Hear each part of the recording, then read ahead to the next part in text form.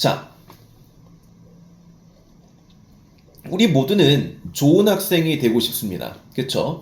좋은 학생이 뭐 옛날 시절을 제가 비하하는 것은 아니지만 공부가 참 중요해. 뭐 이렇게 얘기했던 적도 있었겠죠. 그런데 또 이 사회가 운영됨에 있어서 공부가 다는 아니잖아요. 그래서 너 인성도 중요해. 좋은 학생이 친구들한테도 좋은 학생이어야지. 뭐 이런 것도 있고요. 뭐 양보도 좀 잘 해야지. 책도 많이 읽어야 되고 봉사도 많이 해야 되고 이런 다양한 우리가 좋은 학생이 되기 위해서 고민해 봐야 될 다양한 것들이 있었습니다. 자, 2017년에 좋은 학생이란 이런 학생이야 라고 정리해둔 내용이 있단 말이에요. 자, 그러면 시간이 사실 얼마 지나진 않았지만 사회적인 가치관은 많이 변화했겠죠. 그래서 새로운 시대에서는 어떤 학생이 좋은 학생인지 한번 알아보도록 하겠습니다. 자, 첫 번째는 학업 역량이라고 하는 것은 여전히 중요합니다. 즉, 공부를 잘하는 학생이 좋은 학생인데 이제는 공부를 못하는 학생이 돼야 된다는 말은 사실 없다는 거죠.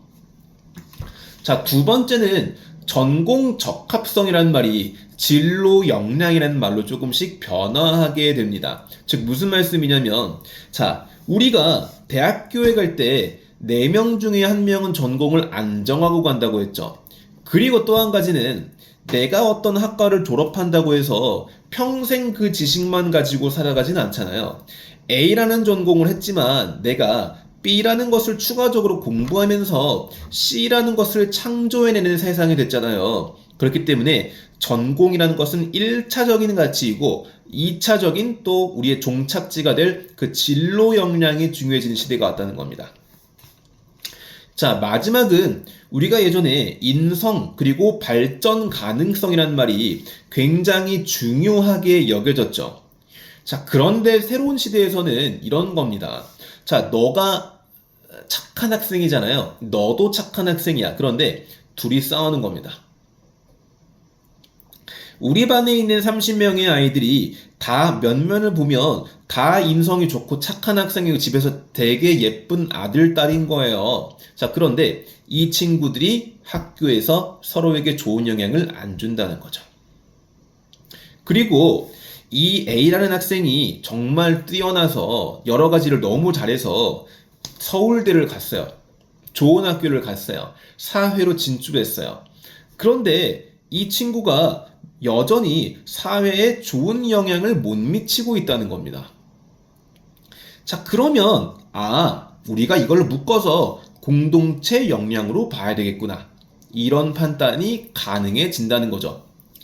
자, 조금 더 자세하게 살펴볼게요. 학업 역량이라는 개념이 있어요.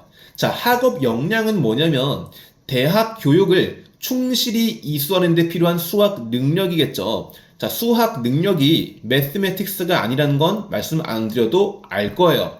자, 그런데 중요해지는 건 뭐냐면 학업 역량이라고 하는 것이 제가 말씀드렸던 대로 딱 정해진 그 아라비아 숫자만으로는 나오지 않는다고 했죠. 즉, 단순히 정량적 지표에만 의존하는 것이 아니다. 반드시 알고 계셔야 하고 여러분들이 미리 방향성을 잡아서 계획적으로 능동적으로 탐구 활동을 많이 하면서 내가 지적인 호기심을 많이 발휘하는 모습을 보여주셔야 된다는 얘기예요. 자, 그 다음 보시게 되면 자, 학업 성취도와 학업 태도, 탐구력 같은 게 있는데 자, 여기에 있는 1, 2, 3번이라고 하는 것은 특목고 합격의 핵심이라고 보시면 돼요. 자, 제가 이 자료를 가져온 출처는 대학교끼리 연구해서 우리는 이런 학생들을 뽑겠다라고 하는 기준을 그대로 갖고 온 거거든요. 제가 만든 게 아니고요. 자, 그런데 이 기준은 특목고를 합격함에 있어서 아주 핵심이 되는 내용이에요. 자, 그 말씀은 뭐냐면 특목고에 적합한 인재, 특목고에 가서 좋은 학생이 된다는 것은 대학교에 갈 때도 좋은 인재가 된다는 거겠죠. 이해하시죠? 특목고가 향하는 방향과 대학교가 향하는 방향이 같아요. 매우 비슷해요. 매우 비슷하기 때문에 특목고 입시를 그냥 단순하게 받아들이는 게 아니고 특목고 입시가 대입의 시작이고 끝이구나. 이렇게 보실 수가 있다는 거예요. 자, 조금 더 자세히 설명드리면 이런 건데, 자, 학업 성취도는 일단 얼마나 잘했어? 라는 겁니다. 점수를 물어보는 거죠. 자, 그런데 내가 만약에 점수가 1.4예요. 그랬을 때, 자, 나도 1.4고 너도 1.4입니다. 그러면 나랑 너랑 똑같은 학생인 게 아니고, 나는 성적이 1.7부터 시작해서 조금씩 올라가는 경향을 보였어요. 그런데 너는 뭐 1.1이었는데 갈수록 다른 것에 매진하고 집중을 못해서 2점대까지 떨어졌는데 평균을 매기니까 1.4인 거예요. 그러면 둘 중에서 어떤 학생이 더욱더 훌륭한 학생인가요? 그쵸. 점점 더 발전하는 양상을 보인 친구죠. 이게 바로 학업 추이입니다. 자, 두 번째입니다. 학업 태도를 보시면 되는데, 자, 새로운 지식을 획득하기 위해서 얼마나 목표의식을 가졌냐라는 겁니다. 자, 2번과 3번을 연결하시면 되는 건데, 일단 기본적으로 과학이라는 공부를 한다고 칩시다.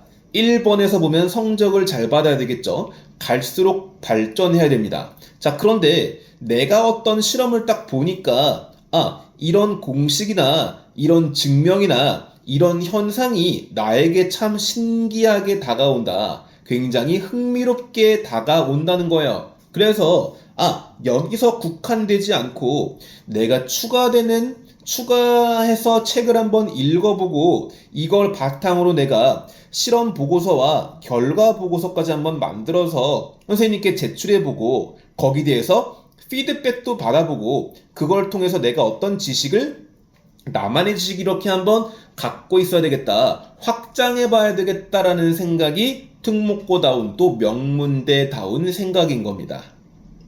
그래서 이런 역량이 중요해지는 시대라는 거고요.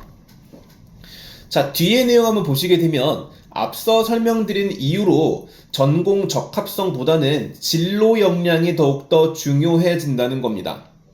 자, 말씀드렸던 대로 대입을 함에 있어서 무전공제가 확대되고 있죠.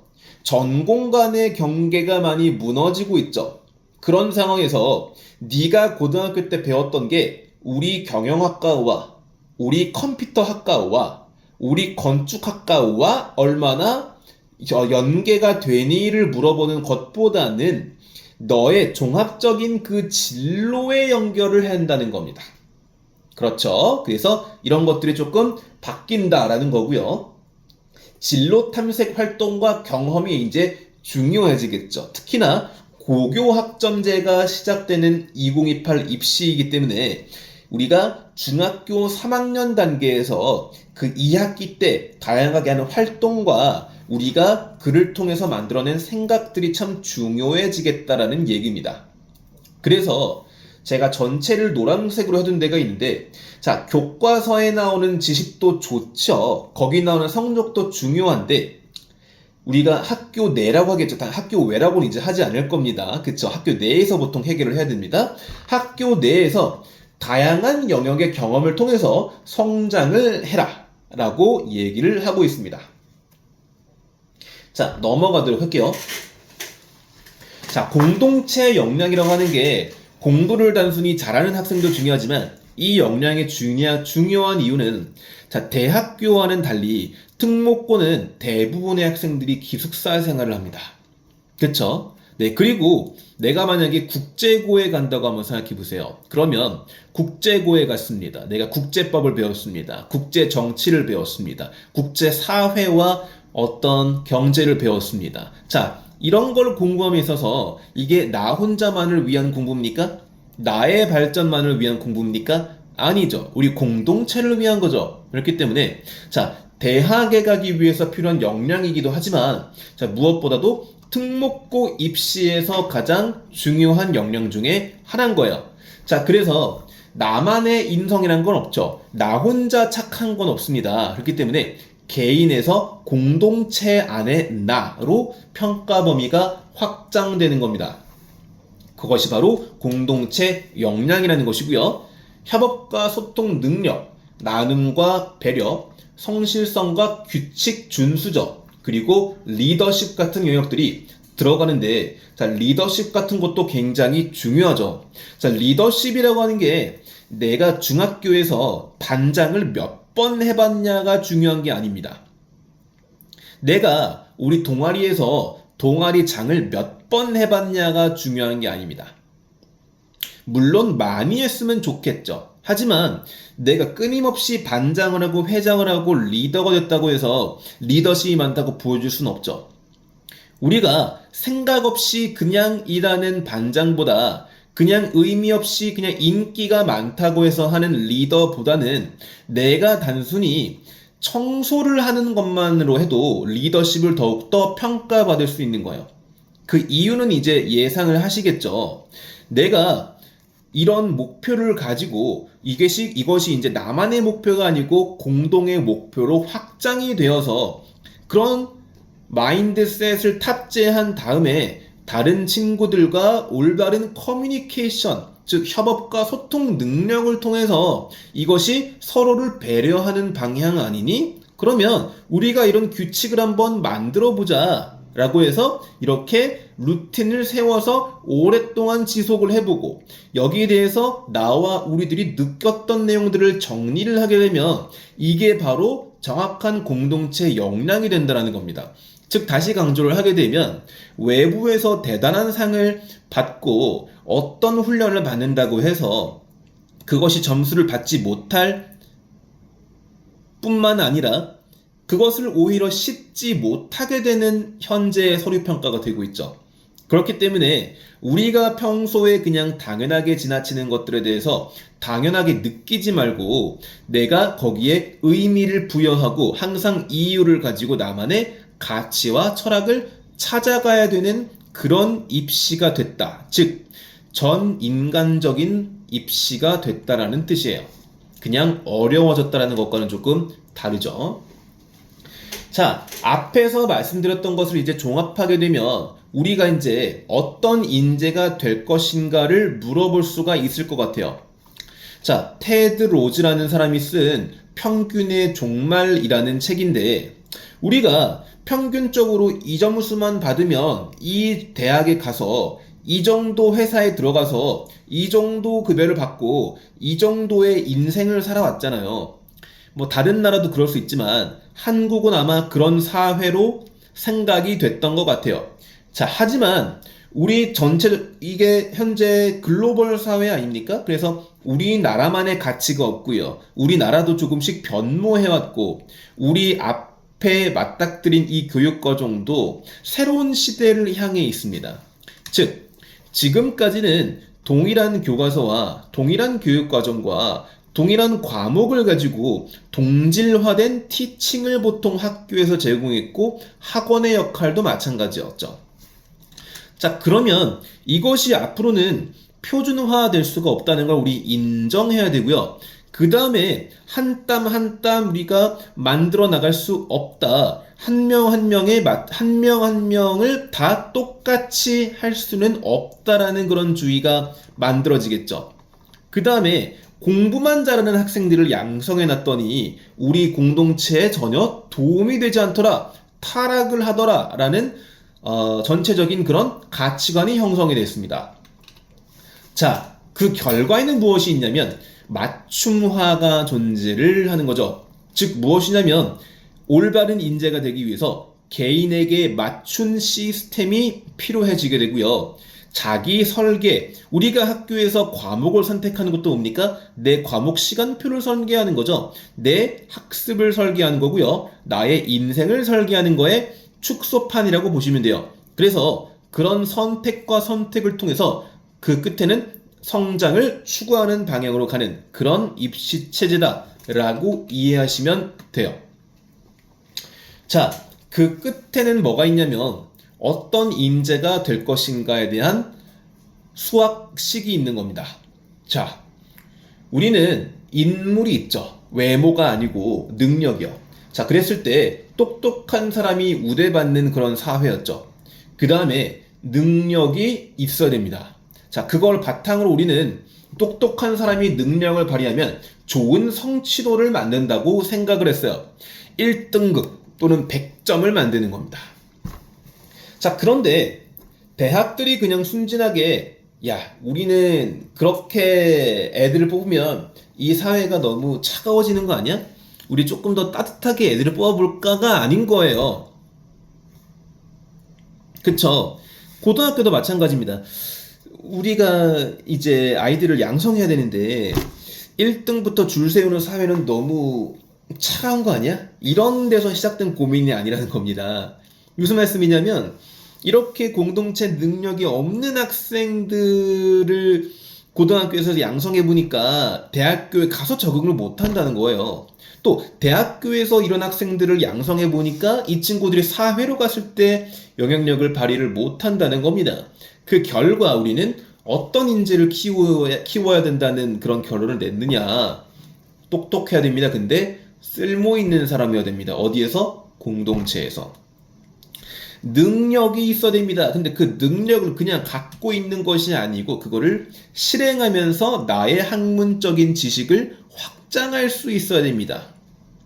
그래서 그 결과 우리는 단지 시험 점수로만 평가를 하게 되는 것이 아니라 너의 점수는 이러한데 너가 그 점수를 얻은 그 배경에서 너가 또 얻은 것은 무엇인지 어떤 맥락에 있었고 너는 앞으로 어떤 방향성을 가지고 있는지에 대해서 판단하는 그 적합도의 입시, 적합도의 사회로 나아간다.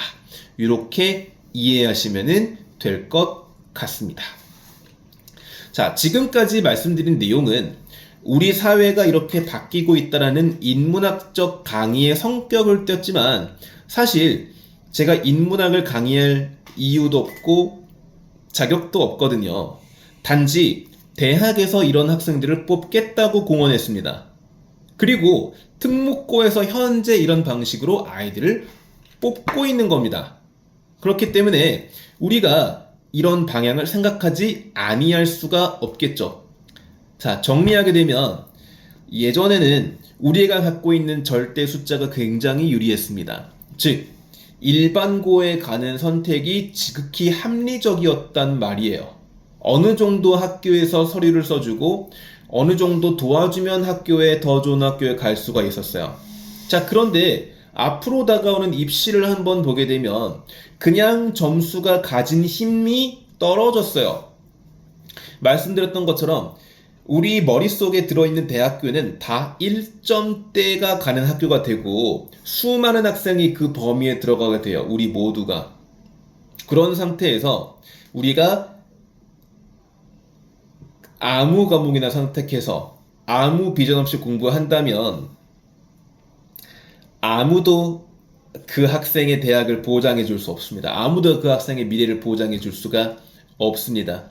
그런 상태에서 여러 가지의 제도가 서로 방향성이 조금씩 다른 제도들이 현재 함께 병행되고 있는 상황에서 우리는 어쩔 수 없이 여러 가지의 전형을 생각하면서 모든 전형을 생각하면서 함께 준비해 나가는 그런 상황이 되었는데요. 그 말인즉슨 고등학교 간의 편차가 갈수록 늘어날 수밖에 없고 우리가 특목고와 일반고 사이에서 고민을 한다면 특목고에 가는 것이 조금 더 합리적이고요. 만약에 일반고 중에서 생각을 한다고 하게 되면 올해가 정말 바쁠 겁니다. 특목고에 따라오기 위해서. 그러면 일반고에서 정확히 어떤 프로그램들을 어떤 방향성을 가지고 유지할지에 대해서 조금 더 적극적으로 보실 필요가 있습니다. 지금까지 고등학교에서 서울대를 몇 명 보냈냐는 일반고에서 그런 걸 따지고 있으면 작년 입결을 보면서 따지기가 애매하고요. 다시 말씀드리지만 올해 고등학교의 노력에 많은 것들이 달려있다 라고 보시면 됩니다. 그 선택은 제가 처음 영상에서 말씀드렸던 것처럼 여러분들의 선택에 달려있다. 이렇게 보시면 될 것 같습니다.